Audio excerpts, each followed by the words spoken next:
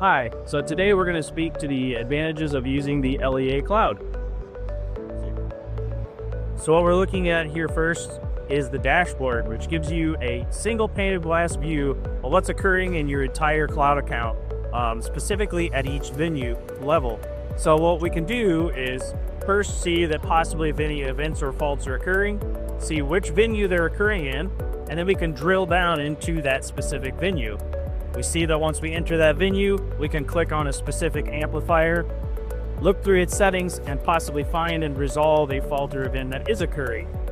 What is especially nice about this is that if that fault or event was occurring, I would have actually already received a notification via text and or email. So it makes the process of troubleshooting and resolving problems very, very quick.